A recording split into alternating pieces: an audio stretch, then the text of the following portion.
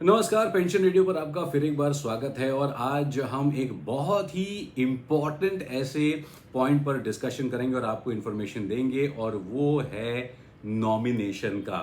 दोस्तों, हम जिंदगी भर बहुत काम करते हैं, मेहनत करते हैं, सब कुछ करते हैं, लेकिन आपके अकाउंट का नॉमिनेशन न होने की वजह से ये सारा का सारा जो है ये पानी में मिल जाता है। नॉमिनेशन करना बड़ा ज़रूरी होता है, और कई बार ये भी होता है कि हम भूल जाते हैं।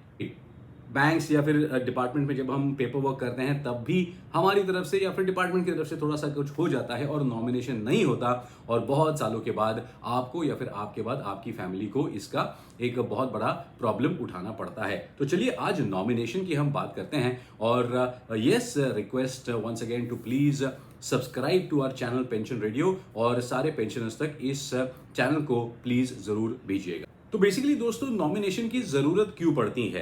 क्योंकि आपके पेंशन का अकाउंट हो, बैंक अकाउंट हो, म्यूचुअल फंड्स के अकाउंट हो, डीमैट अकाउंट जो होता है, इंश्योरेंस का मामला हो या फिर शेयर्स का मामला हो, हर जगह पर आपके नाम पे वो जो भी ट्रांजैक्शंस है वो चल रहे होते हैं। लेकिन हम डील कर रहे हैं अलग अलग इंस्टीट्यूशन से, बैंक से, शेयर ब्रोकर से, म्यूचुअल फंड कंपनी से या फिर कई और कंपनी से, जो इन सारे हमारे पैसों का एक हिसाब किताब रख रहे हैं, लेन देन में हमको मदद कर रहे हैं। लेकिन हमारे बाद क्या, ये सबसे बड़ा प्रॉब्लम होता है, क्योंकि आपके बाद, मेरे बाद जो लीगल एयर है, जो हमारे वंशज है लीगल, उन्हीं को हक होता है, अधिकार होता है इन पैसों को या फिर इन अकाउंट्स को आगे चलाने का, बंद करने का, या जो भी हो। लेकिन अगर किसी व्यक्ति को नॉमिनेट नहीं किया गया है तो आने वाले दिनों में आपके बाद बहुत ज़्यादा प्रॉब्लम होती है। और ये हमने ऑब्जर्व किया है कि हम ना थोड़ा सा ज़बरदस्ती वाला ये प्रॉब्लम क्रिएट कर देते हैं। हम नहीं चाहते लोगों को हमारे अकाउंट्स के बारे में पता चले। हम नहीं चाहते कि हम जिसको नॉमिनेट करके हमारा पैसा जिसको देना चाहते हैं उसको अभी से पता चले। तो ये सारा थोड़ा इमोशनल हम कॉम्प्लिकेशन करते हैं, जिसकी वजह से नॉमिनेशन क्लैरिटी नहीं होती। अच्छा, नॉमिनेशन क्या है ये भी आप एक समझ लीजिए। नॉमिनेशन का मतलब सारा का सारा पैसा या जायदाद नॉमिनेटेड पर्सन को मिलेगी ही, ऐसा नहीं। देखिए, ये भी हो सकता है कि आपने बैंक अकाउंट खोला या फिर म्यूचुअल फंड अकाउंट खोला और आपने मुझे नॉमिनेट कर दिया, लेकिन मैं आपका उत्तराधिकारी नहीं हूं। तो इसका मतलब आपके बाद बैंक या फिर जो भी है ये मुझसे कांटेक्ट करके मुझे वो अधिकार देगी उस अकाउंट का, not to transfer the money and not to take the money to myself. It will always go to the legal heir. तो आपके जो भी उत्तराधिकारी है, अगर वही नॉमिनेटेड है तो कोई प्रॉब्लम नहीं है, लेकिन अगर आप मुझको नॉमिनेट करते हैं तो पॉइंट ये होता है कि देखो, bank, mutual fund, insurance companies, share वाले, ये सारे लोगों को मतलब है कि भाई आपके बाद लीगली जिसको देना है उसको हम लेकर आए, वरना लीगल इश्यूज बढ़ जाते हैं। तो नॉमिनेशन करना हर एक अकाउंट के लिए बहुत ज़्यादा ज़रूरी है, ये प्लीज़ आप समझ लीजिएगा। और इसीलिए अब गवर्नमेंट ने कुछ नए रूल्स बनाए हैं जो मैं आपके सामने रखना चाहता हूं। हालांकि इसके ऊपर भी कुछ रिकमेंडेशंस है जो एंड में हम इसके ऊपर चर्चा करेंगे। चलिए एक सिंपल सी केस स्टडी लेते हैं कि एक बुजुर्ग व्यक्ति है, उनका बैंक में अकाउंट है, ठीक है, उनके कुछ धनराशि उसमें है, और उन्होंने अपने बेटे को या फिर अपनी बेटी को नॉमिनेट किया हुआ है बैंक में अकाउंट के लिए, ठीक है। अब होता क्या है कि ये जो अनफॉर्चुनेटली बेटा या बेटी है ये ऑलरेडी एक्सपायर हो चुका है, और जो हमारे बुजुर्ग व्यक्ति है इनके एक्सपायर होने के बाद अब इंस्टीट्यूशन और बैंक या फिर बैंक जो है, इनको दिक्कत है कि अब ये जो अकाउंट है ये किसके हवाले करें। तो इस तरीके के कॉम्प्लिकेशंस आते हैं। और चूंकि एक नॉमिनेशन का होना कभी कभी आजकल के दिनों में हमने देखा है कि थोड़ा सा कम पड़ता है, इसीलिए अब बैंकों ने आपको अप टू 4 नॉमिनेशंस करने का प्रावधान किया हुआ है। Yes, the banks will allow you to nominate up to 4 people, and that too in a priority order, or you can also nominate them dividing the entire output of the bank account also. इसमें 2 options बताए गए हैं, successive nomination and joint nomination. तो successive nomination का एक example लेते हैं। Up to 4 हमने अलाउ किए हैं आपको नॉमिनेशन में नाम्स देने के लिए। अगर कोई व्यक्ति है, उन्होंने अपनी पत्नी अपना बेटा और अपनी बेटी को 1 2 3 करके उन्होंने नॉमिनेट किया है। तो सक्सेसिव नॉमिनेशन में होगा क्या, उस व्यक्ति के निधन के बाद 100% जो पूरा अमाउंट है या आउटपुट है बैंक का, वो अकाउंट का चला जाएगा वाइफ को। अगर वाइफ भी डिसीज्ड है तो वो चला जाएगा बेटे को, क्योंकि वो ऑर्डर हमने ऐसा दिया हुआ है। और अगर ये दोनों ही, वाइफ और बेटा भी अगर नहीं रहे उस समय, तो बेटी के पास वो पूरा जो है अधिकार चला जाएगा।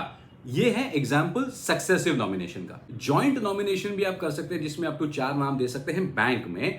तो उसी सिचुएशन को अगर हम देखें कि वाइफ, सन और बेटे को उन्होंने नॉमिनेट किया है, वाइफ को 50%, बेटे को 25% और बेटी को 25%, तो उस व्यक्ति के निधन के बाद bank will distribute the entire thing in this particular ratio. That's an example of joint nomination. देखिए दोस्तों, प्रॉब्लम होता है, उसका सोल्यूशन निकालना पड़ता है। तो ये निकाल तो दिया बैंक ने कि भाई अप टू 4 नॉमिनेशन आप दे सकते हैं, लेकिन जब कोई नया सोल्यूशन निकलता है तो उसमें से भी एक प्रॉब्लम निकलता है। तो ये प्रॉब्लम क्या हो रहा है लोगों के साथ, ये थोड़ा समझिएगा।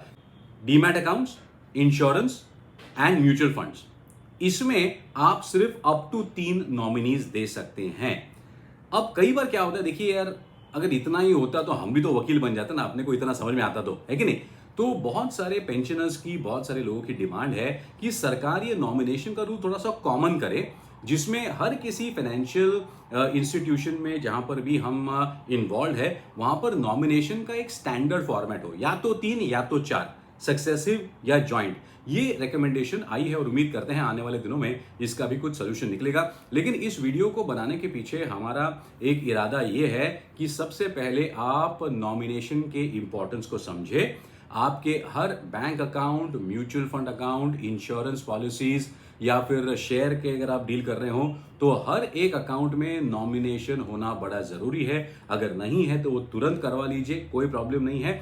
और अब इन सभी फाइनेंशियल ट्रांजैक्शंस के लिए जो अकाउंट्स यूज कर रहे हैं, इसमें मल्टीपल नॉमिनेशन का भी अब प्रावधान आ चुका है, इस पर ध्यान दीजिएगा। You can contact your bank, you can contact your share broker, mutual fund agent, या फिर अपने सीए से बात करके नॉमिनेशन पूरा करवा लीजिए। क्योंकि यार ये होता है, और हमारे साथ भी ऐसा हुआ कि हमारे एक परिचित है, उनके निधन के बाद उनकी वाइफ और उनकी बेटी, so there is no dispute at all, and the अधिकार, जो उत्तराधिकारी है वो भी एकदम सेट है, कोई प्रॉब्लम नहीं है, भाई बहन एक्सेट्रा है नहीं, सिंगल चाइल्ड। अब उनके बहुत सारे बैंक अकाउंट्स थे, और उन सारे बैंक अकाउंट में से सिर्फ एक बैंक अकाउंट में नॉमिनेशन नहीं था, और उसमें थोड़ी सी ज्यादा राशि थी। अगर 5 लाख तक आपके आसपास बैंक में है, कोऑपरेटिव बैंक में, तो चल जाता है। या फिर 3 या 5 लाख के बीच अगर आपके अकाउंट में पैसा है, आप गुजर जाते हैं और आपका नॉमिनेशन नहीं है, तो इंटरनल सैंक्शन से ये अमाउंट क्लियर हो जाता है लीगल एयर को। लेकिन अगर 5 लाख से ज्यादा अमाउंट है, तो कोई भी बैंक आपको बिना नॉमिनेशन के, आपके गुजर जाने के बाद आपके लीगल एयर को नहीं वो सारा पैसा देगी। इसके लिए वो आपसे सक्सेशन सर्टिफिकेट मांगेंगे। सक्सेशन सर्टिफिकेट के लिए आपको वकील की जरूरत पड़ेगी, कोर्ट में जाना पड़ेगा, कोर्ट फी भरनी पड़ेगी। भले ही आपका कोई डिस्प्यूट नहीं हो, 6 से 8 महीने, साल भर लग सकता है, और उसके बाद बैंक ये रिलीज करेंगे फंड्स, नॉमिनेशन ना हो तो कई सारे कॉम्प्लिकेशंस हमारे से गलती से हो जाते हैं। ये गलतियां हमसे ना हो, इसीलिए हमने आज का ये स्पेशल वीडियो बनाया है। आपको ये वीडियो कैसा लगा हमें जरूर बताइएगा।